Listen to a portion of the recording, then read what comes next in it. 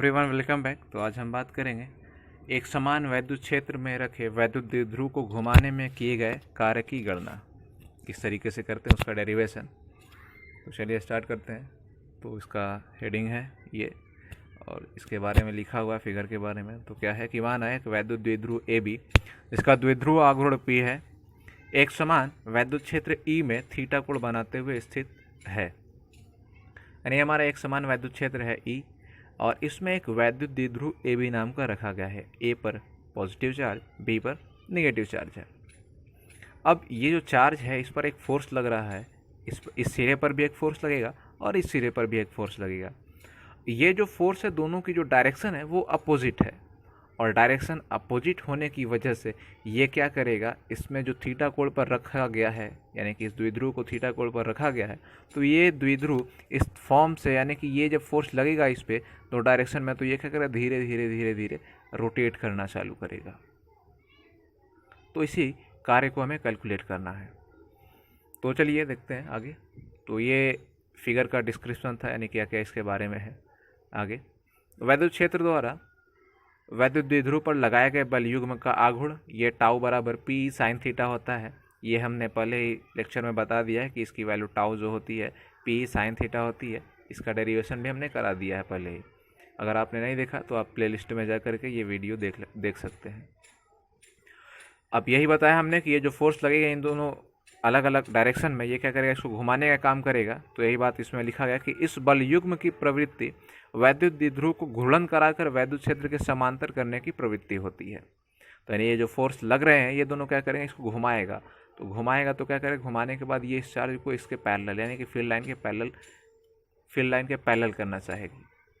अब आगे, वैद्युत द्विध्रुव पर कार्यरत बल युग्म को नियत मानते हुए उसे अतिसूक्ष्म कोण डी थीटा आगे घुमाने में बाह्य स्रोत द्वारा किया गया कार्य, यानी जो फोर्स लग रहा है उसकी वजह से मान लेते हैं कि ये इसको बहुत थोड़ा सा कोण, यानी कि ये एकदम माइन्यूट छोटा सा कोण, इसको थोड़ा सा रोटेट कर दिया। तो उसमें कितना काम करना पड़ेगा, तो वो जो काम होगा D W tau into D theta होगी, और टाउ की जो वैल्यू है वो टाउ की वैल्यू पी साइन थीटा है। तो यहाँ से जब वैल्यू पुट करेंगे तो P sine theta D theta होगी।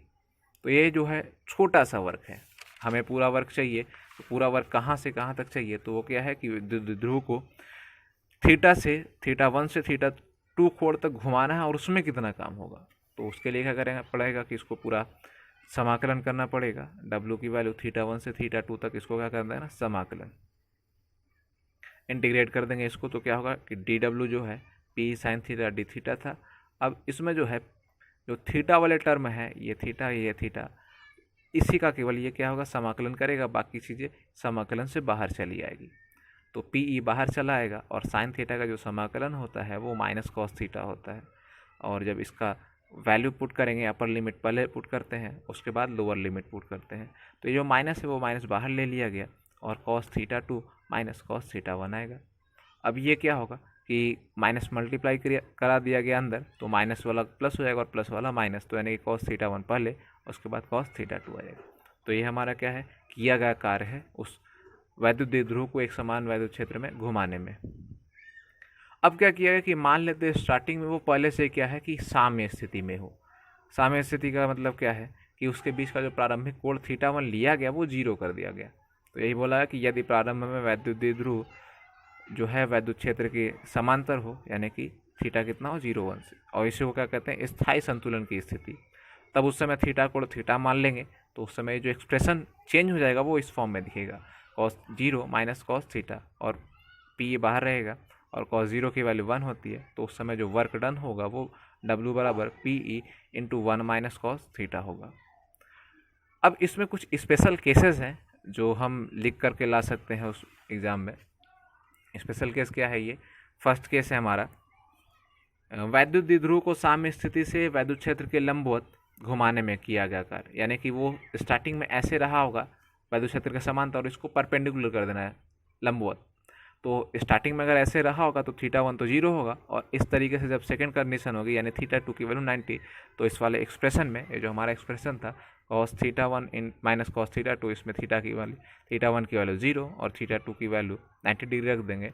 तो हमारा जो नया एक्सप्रेशन बनेगा कॉस थीटा यानी 0, ये 1 होगा, और cos 90 यानी 0।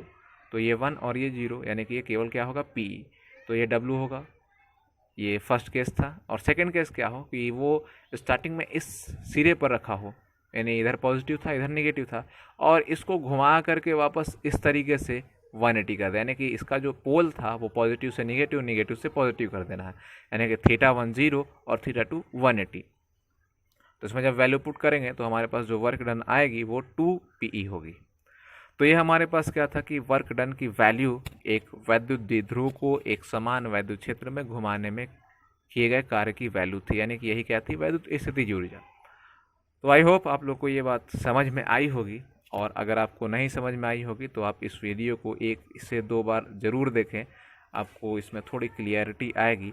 और जो स्टूडेंट बायो के होंगे उसमें ये टर्म्स आपको थोड़े से अटपटे लगेंगे कि यहाँ के आगे क्या हो गया। तो आप अगर समाकलन नहीं जानते तो भी ये चीज़ें अटपटी लगेंगी, तो आपको इसको अच्छे से पढ़ने के लिए समाकलन आना चाहिए। और जब तक आपको समाकलन नहीं आता तब तक क्या करें, आप इसको रट लें, और जब जैसे ही समाकलन आप सीख लेंगे तो ये भी टर्म आपको क्या होंगे, याद हो जाएंगे, फिर आपको रटने की ज़रूरत नहीं पड़ेगी। Okay, thank you.